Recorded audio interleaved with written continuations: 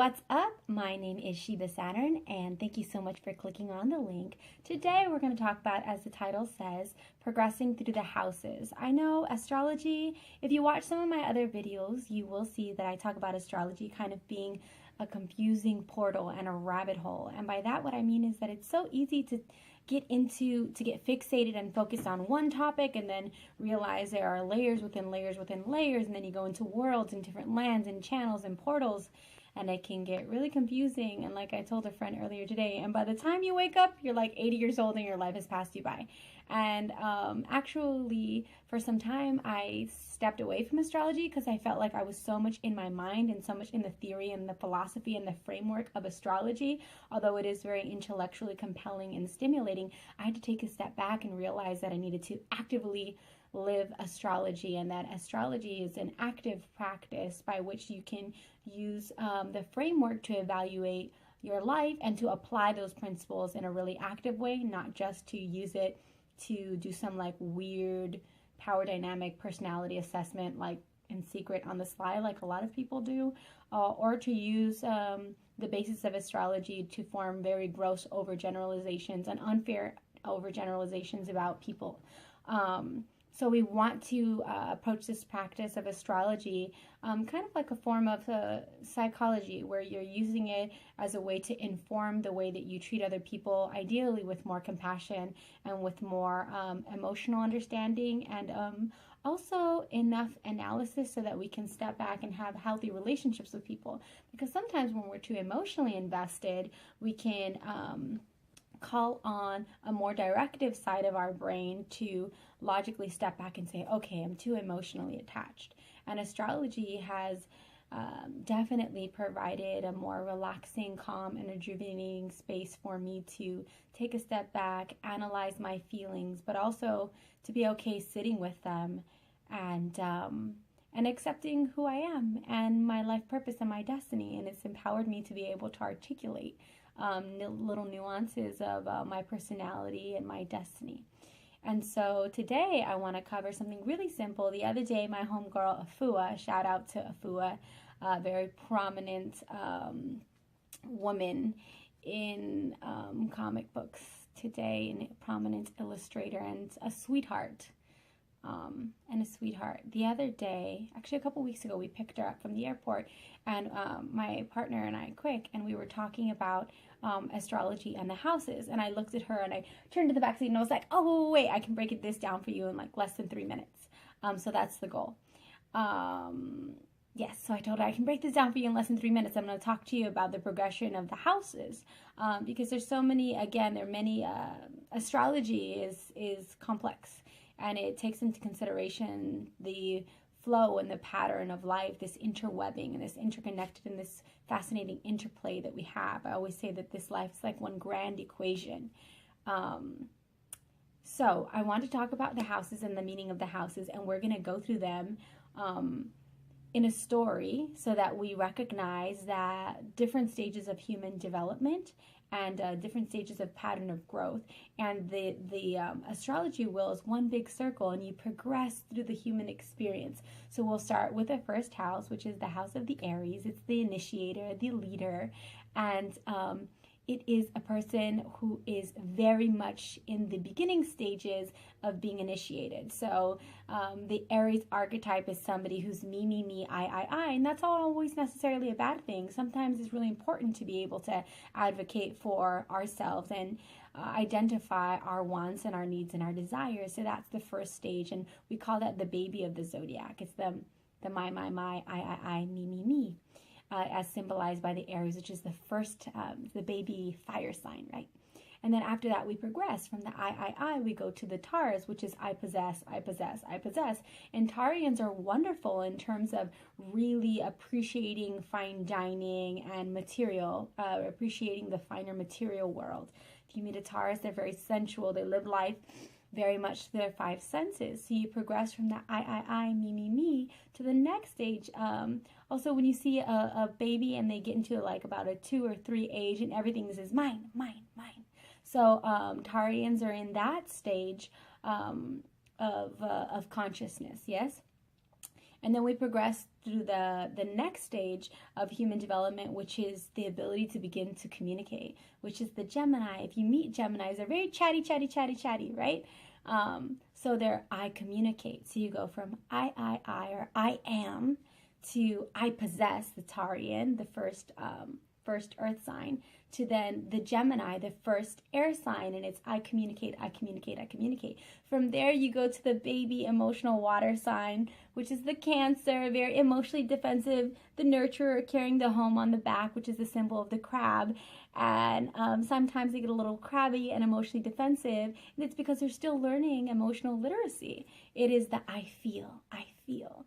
So you go through the different progressions of the elements. You go from I am, right, the baby, I am, to I possess, mine, mine, mine, to I communicate, I'm learning to communicate, to I feel, I'm learning to really feel the depth of my emotion with all of my soul. Shout out to the Cancers. I have a lot of Cancer in my chart. From there, you go to I create, which is the Leo. So you've gone through these progressions, and now from your feeling, you want to make something out of your creative, you want to make some sort of creative endeavor out of your feelings. You want to express. This is the beauty and the journey and the vulnerability. As from the 5, you go to I create, and from after creating, then you go to the 6th house, which is ruled by the Virgo, and it's the second earth sign. This is very basic. However, as they say, if you master the foundation, then you can really soar from there, right? So if you notice, there's the pattern. You have the primary elements, and they go through 3 different stages of initiation and development and maturation. They're ascending. So you have the Aries, the baby fire sign. Then from there, you have the Taurian, the Taurus, the Taurian, the baby earth sign. Very sensual, very still learning about the material world. And then you have the 3, the baby air sign, that's still buzzing around, thinking, I communicate, I talk, Gemini. And then you have the Cancer from the 4th house, yeah? And it's I feel, learning emotional literacy and feeling everything so acutely, all the emotions so acutely. And then you have the 5, which is from this emotional place, I want to create beauty, I want to write plays, I want to be playful, I want to be fun-loving, and then I want to go through this creative process, right? Manifesting my emotions into some sort of creative manifestation. That's the Leo. From there, you go to the 6th. The Leo, the mantra is I create. The 5th house is I create.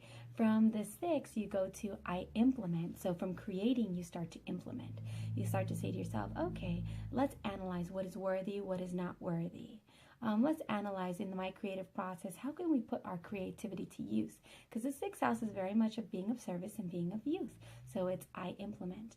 And then from there, you move on. Again, the Virgos, the 6th house of the Virgo is the second iteration of the earth sign. So we're maturing through the levels of consciousness.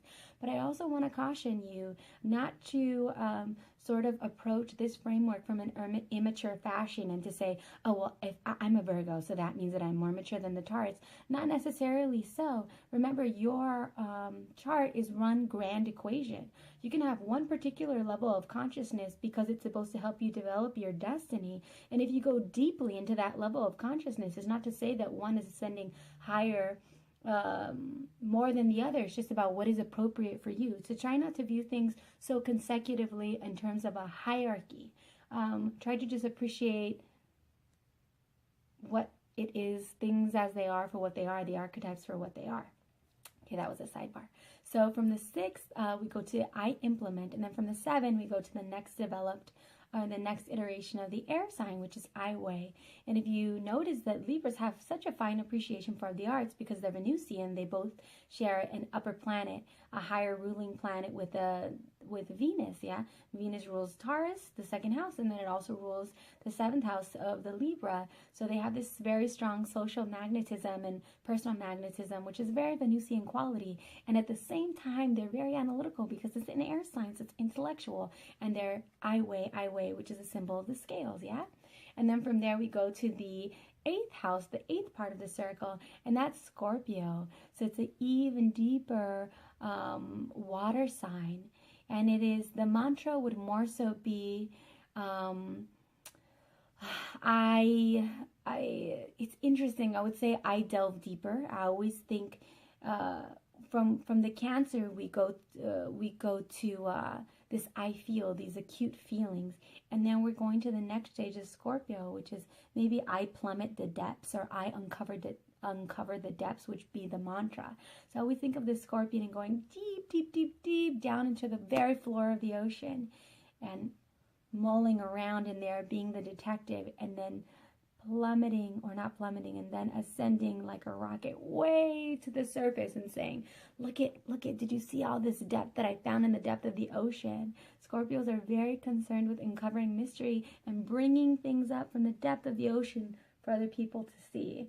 They like the raw, honest truth. They're gluttons for pain sometimes, and gluttons for destruction. They like to take things apart. My best friend is a detective for LAPD, and they say that one of the archetypes for the 8th house Scorpio energy is the original detective.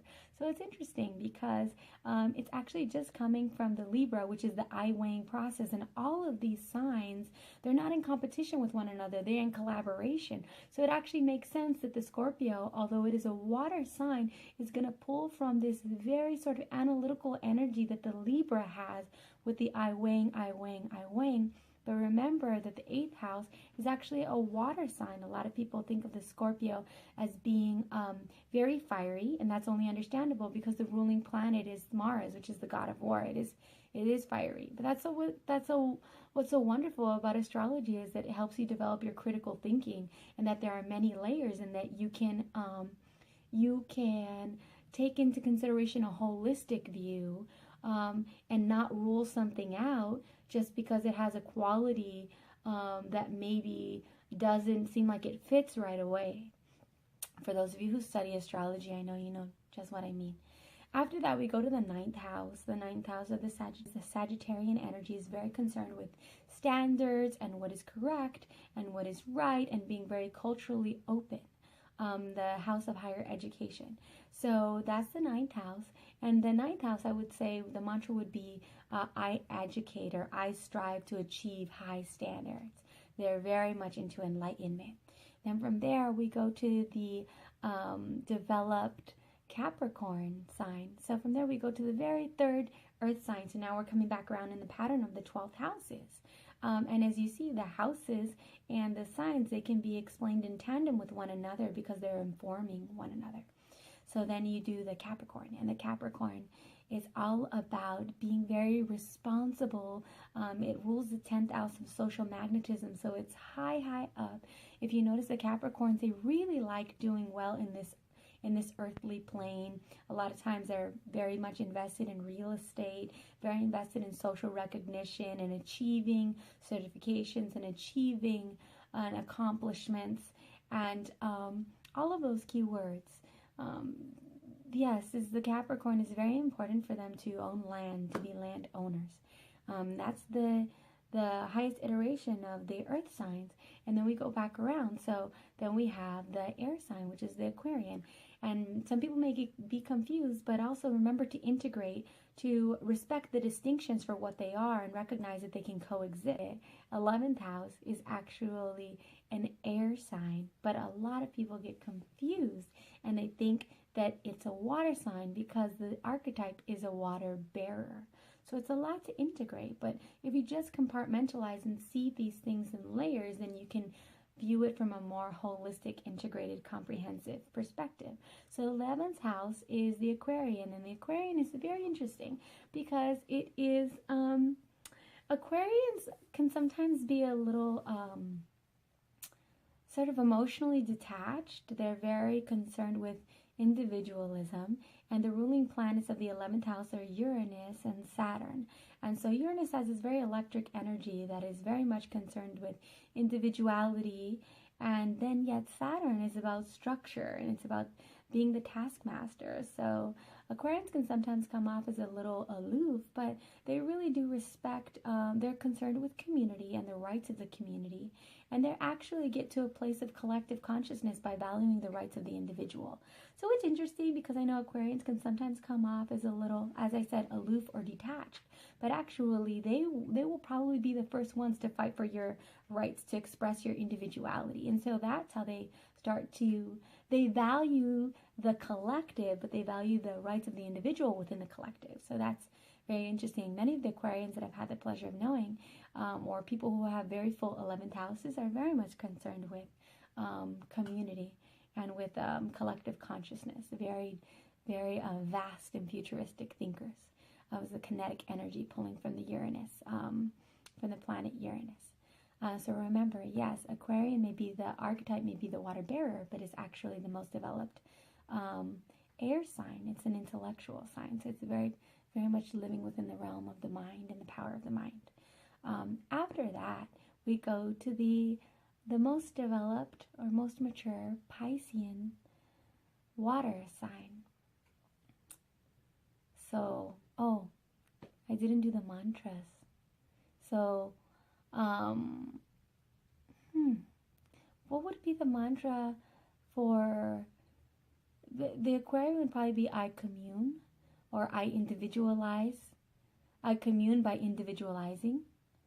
Very much concerned with the individuality, as I said. And then the Piscean is on a whole nother level. I used to say I've had such a privilege to have relationships with Piscean individuals. My father's a Pisces. And they have one foot in this world and then another foot in their own private world, deep in the sea and deep in the universe and the sky. And it is their own private world, and nobody really is allowed to enter that world. And so you have to respect that about Piscean people, that they have one foot in this world and one foot in a world that's intensely private and all their own. And the Pisceans universalize, so they have all of the signs within them. And to a certain extent, we all do, and this is going to be more prominent for the third and developed water sign, which is the 12th house. Yes, very, very beautiful magic that we all have within us. And I hope this helped you on a very general level recognize these signs and the houses in astrology. Much love.